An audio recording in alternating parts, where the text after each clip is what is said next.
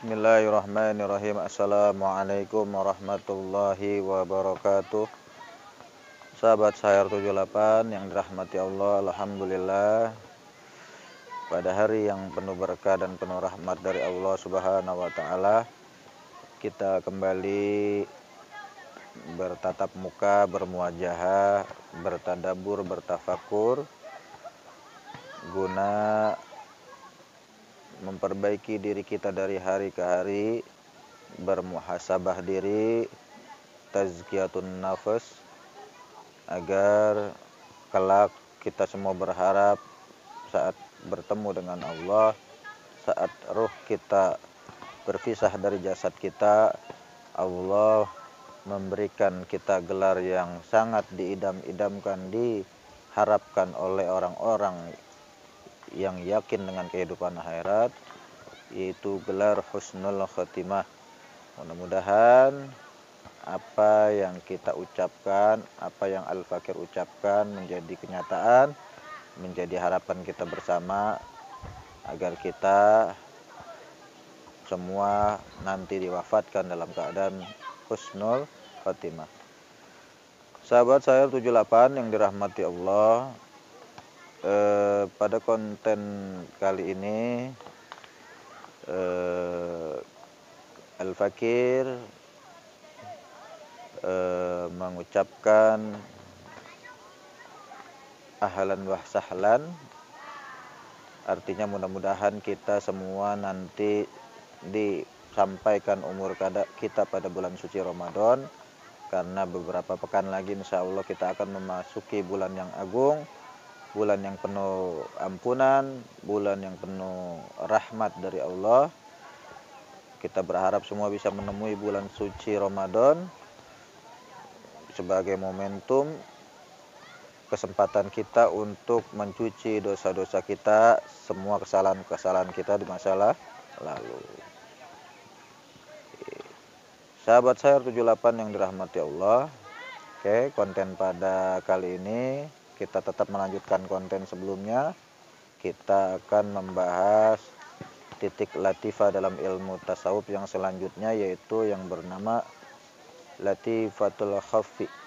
Latifatul khafi yaitu titik di mana potensi-potensi buruk seperti khianat muncul, ya. Khianat, iri dengki, hasad muncul dalam titik ini, ya. Titik ini dalam hasanah ilmu tasawuf ada di atas susu kita sebelah kanan, ya, di atas susu kita sebelah kanan. Itu juga jika kita dawamkan zikir zahar dalam ajaran TQN Suralaya akan mengenai titik tersebut, karena zikir la ilaha illallah yang diijazahkan oleh guru agung kita Pangarsa Aba Anom itu melintasi 7 titik yang ditetapkan oleh ulama sufi, oleh ulama tasawuf, ya. Kemarin konten sebelumnya sudah kita bahas, ya. Dari perut kita tarik ke atas dengan mengucapkan la, kemudian kita hentakkan ke kanan susu atas kita il, kita turunkan ke bawah susu kita 2 jari sebelah kanan la, dari perut kemudian naik ke otak ila, ke susu kanan atas 2 jari la ilaha, ke susu bawah kanan sebelah kiri il, ke atas susu kita sebelah kiri 2 jari setelahnya illallah, dan ke bawah susu kiri kita sebelah kiri 2 jari setelahnya. Pasti zikir-zikir zahar yang kita dawamkan akan mengenai titik-titik latifah yang sedang kita bahas. Dengan demikian, zikir zahar itu bisa menghancurkan, bisa menghilangkan potensi-potensi buruk, perangai-perangai buruk, sifat-sifat buruk yang ada dalam diri kita. Sahabat Sayar 78 yang dirahmati Allah, pembahasan tadi jelas sangat memiliki kaitan erat dalam kehidupan sehari-hari, ya. Yang pertama, dalam Latifatul Khafi itu tadi dijelaskan ada potensi buruk terkait dengan sifat iri dengki dan hianat. Makanya kemudian para ulama sufi, para ulama thariqah menganjurkan kita, mewajibkan kita untuk berzikir sebanyak-banyaknya pada titik tersebut agar titik Latifatul Khafi itu hidup dan bisa memancarkan cahaya-cahaya kebaikan. Yang tadinya iri dengki menjadi sifat bersyukur dan bersabar. Senang melihat orang lain senang bahagia melihat saudaranya bahagia. Itulah sebabnya mengapa kemudian Rasulullah memerintahkan kita untuk menjauhi sifat-sifat hasad atau iri dengki, ya.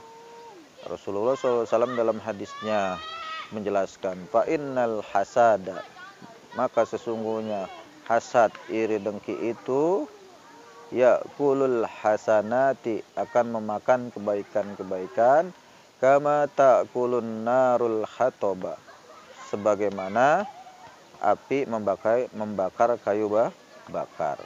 Coba kita bayangin, kalau api membakar kayu bakar itu, api kita bisa lihat batang-batang kayu yang terbakar oleh api itu akan menjadi arang, lama-kelamaan menjadi debu dan hilang. Seperti itulah gambaran orang-orang yang hasad, ya. Karena potensi hasad itu nanti ujung-ujungnya ghibah. Kalau orang udah dengki sama orang kan diomongin, iri, ngelihat anak tetangganya sukses berhasil, baru begitu doang ngapain, apa yang dibanggain, baru jadi sarjana aja apa yang mau dibanggain, baru kaya segitu aja, nggak ada yang istimewa.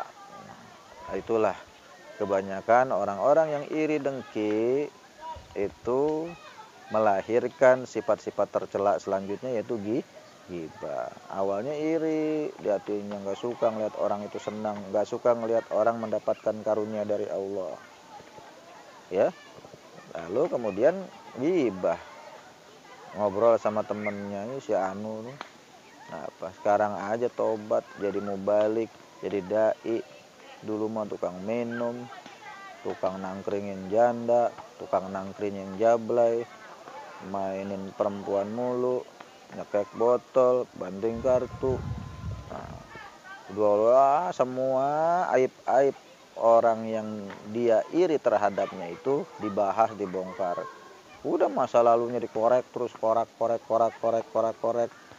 Ya. Masih mending orang-orang yang mau bertobat ketimbang orang yang dari hari ke harinya kehidupannya seperti itu aja, tidak bisa mencoba merubah dirinya. Daripada masih tetap maksiat, mendingan pernah maksiat kemudian bertobat, ya.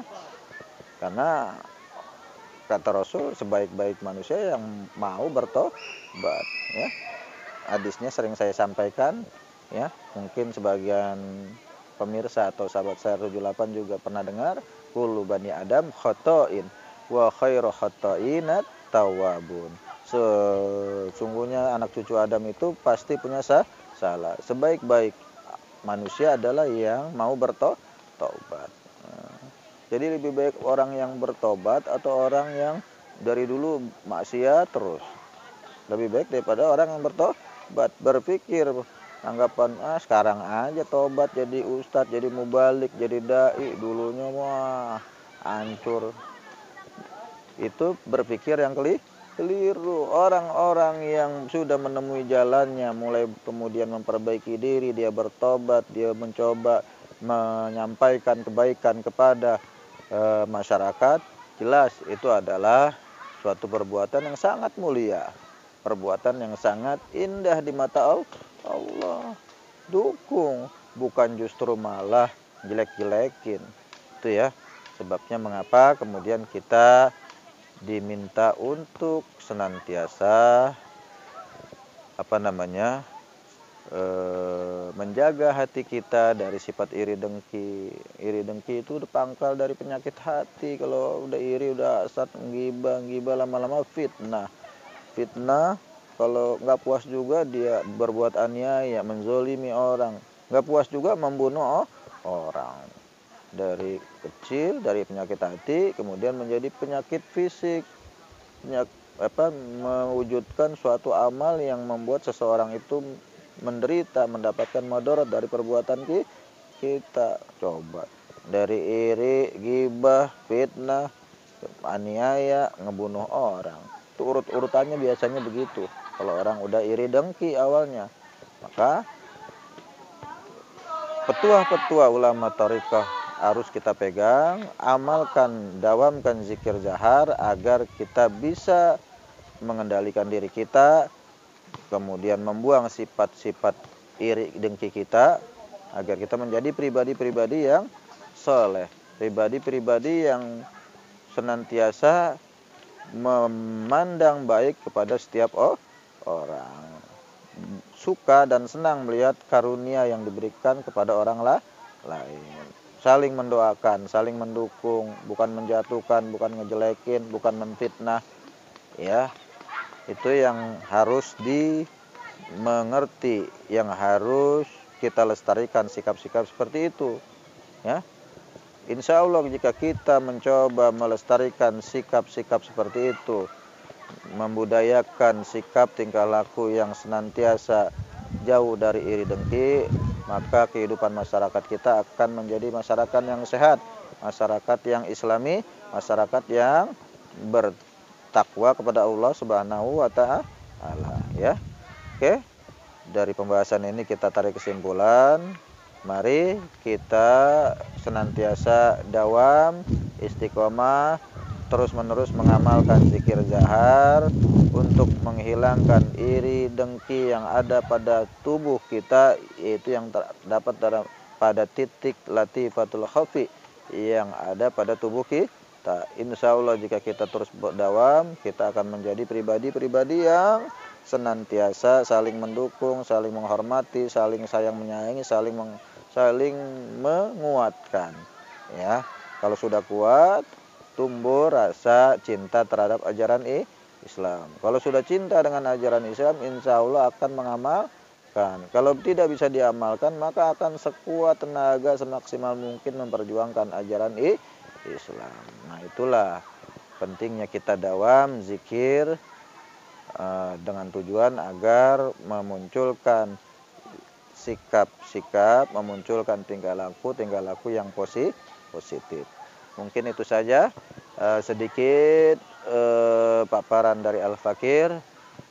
Jika ada penyampaian yang kurang tepat atau kalimat-kalimat pilihan kata yang kurang pas, tolong diluruskan, tolong dibenarkan, karena Al-Fakir juga masih dalam kondisi proses pembelajaran. Mudah-mudahan kesalahan-kesalahan Al-Fakir selama ini dalam membuat konten dimaafkan oleh Allah. Jika Al-Fakir salah, tolong diluruskan.